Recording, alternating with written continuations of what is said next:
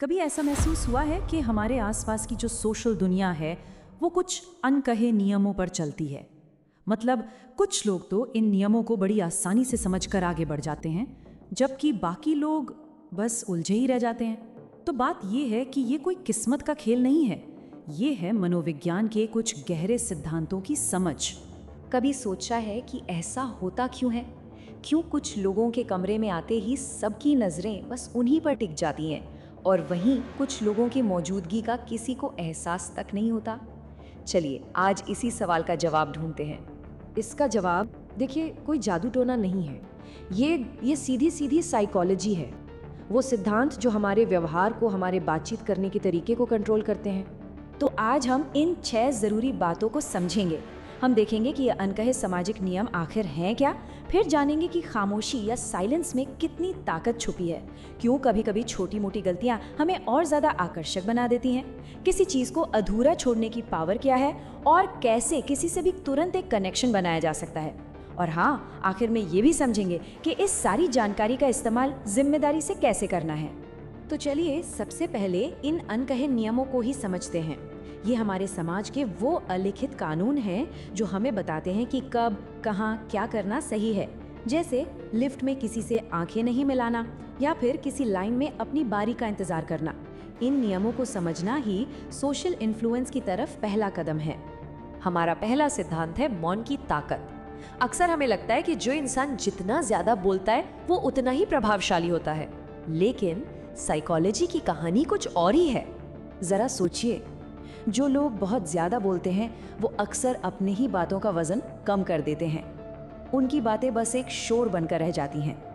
लेकिन जब कोई कम और सोच समझकर बोलता है तो उसका हर शब्द ध्यान से सुना जाता है, उसकी बातों में वजन आ जाता है। इसको आजमाने का एक बड़ा सिंपल तरीका है 3 सेकंड रूल। अगली बार जब कोई आपसे सवाल पूछे तो तुरंत जवाब मत दीजिए, बस 2-3 सेकंड के लिए रुकिए। ये छोटा सा ठहराव ये आपको कॉन्फिडेंट दिखाता है।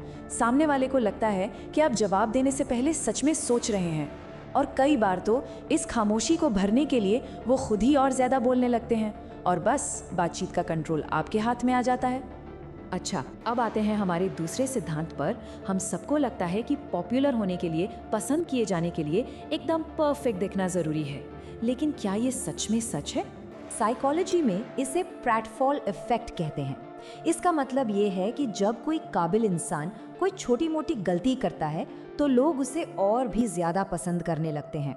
मान लीजिए कोई बॉस प्रेजेंटेशन देते हुए थोड़ा लड़खड़ा जाए या इंटरव्यू देने वाला नर्वस होकर थोड़ी सी कॉफी गिरा दे। तो ऐसा होता क्यों है? क्योंकि जो लोग एकदम परफेक्ट दिखते हैं वो कई बार डरावने या इंटिमिडेटिंग लग सकते हैं, उनसे एक दूरी महसूस होती है। लेकिन जब एक काबिल इंसान कोई छोटी सी गलती करता है तो वो ज्यादा भरोसेमंद, ज्यादा इंसानी लगता है। लोग उससे एकदम जुड़ जाते हैं और सोचते हैं, अरे ये तो हमारी ही तरह है। हमारा अगला सिद्धांत इस एक लाइन पर टिका है कि हमारा दिमाग अधूरी चीजों को कभी नहीं भूलता। चलिए देखते हैं कि ये चीज काम कैसे करती है। इसे ज़ाइगार्निक इफेक्ट कहते हैं। कभी सोचा है कि वेब सीरीज के एपिसोड्स हमेशा एक सस्पेंस वाले मोड़ पर क्यों खत्म होते हैं? वो ऐसा इसलिए करते हैं ताकि हमारा दिमाग उस अधूरी कहानी में अटका रहे। हम उसे पूरा करने के लिए इतने बेचैन हो जाते हैं कि अगला एपिसोड देखे बिना रह नहीं पाते। आप भी अपनी बातचीत में इसका इस्तेमाल कर सकते हैं। किसी से बात करते समय जब बातचीत सबसे मजेदार मोड़ पर हो तो बस ये कहकर बात खत्म कर दीजिए, अरे वो सबसे मजेदार किस्सा तो अगली बार सुनाऊंगा। इससे क्या होगा? सामने वाला आपसे दोबारा मिलने का इंतजार करेगा, क्योंकि उसका दिमाग उस अधूरी कहानी को पूरा जो करना चाहता है। तो अब हम कुछ ऐसी तकनीकों पर ध्यान देंगे जो दूसरों के साथ एक मजबूत और तेज कनेक्शन बनाने में मदद करती हैं। इस सेक्शन में हम 2 बहुत ही असरदार तरीकों को समझेंगे। पहला है मिररिंग तकनीक और दूसरा बेंजामिन फ्रैंकलिन इफेक्ट। मिररिंग का मतलब है किसी के हाव भाव या बोलने के तरीके को बहुत ही हल्के से और नेचुरल तरीके से कॉपी करना। जब आप ऐसा करते हैं तो सामने वाले के दिमाग को अनजाने में एक सिग्नल मिलता है कि ये इंसान मेरे जैसा है, इस पर भरोसा किया जा सकता है। ये विश्वास बनाने का एक बहुत ही पावरफुल नॉन वर्बल तरीका है।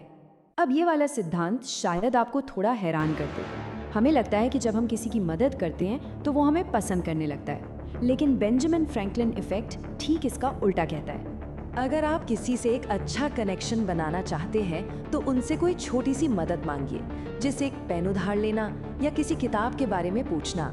जब कोई आपकी मदद करता है तो उसका दिमाग खुद को ये समझाने लगता है कि उसने ऐसा इसलिए किया क्योंकि वो आपको पसंद करता है, और बस ये एक पॉजिटिव रिश्ते की शुरुआत हो सकती है। आखिर में ये समझना सबसे जरूरी है कि ये सारे मनोवैज्ञानिक सिद्धांत कोई जादू की छड़ी नहीं है। ये एक स्किल है और हर स्किल की तरह इसका इस्तेमाल बहुत जिम्मेदारी से किया जाना चाहिए। इस पूरी जानकारी का मकसद किसी को मैनिपुलेट करना या कंट्रोल करना बिल्कुल नहीं है। इसका असली मकसद है अपने सामाजिक रिश्तों को बेहतर बनाना, दूसरों को अच्छे से समझना और गहरे सच्चे कनेक्शन बनाना। तो ये जो सिद्धांत हमने समझे, ये आपकी सोशल इंटेलिजेंस को बढ़ाने के लिए बहुत पावरफुल टूल्स हैं। ये आपको अपनी सोशल लाइफ को ज्यादा आत्मविश्वास के साथ जीने में मदद कर सकते हैं। और हम ये चर्चा एक बहुत जरूरी सवाल के साथ खत्म करते हैं। प्रभाव डालने और किसी को हेरफेर करने के बीच की वो पतली सी रेखा कहाँ है? इस बारे में सोचना बहुत जरूरी है।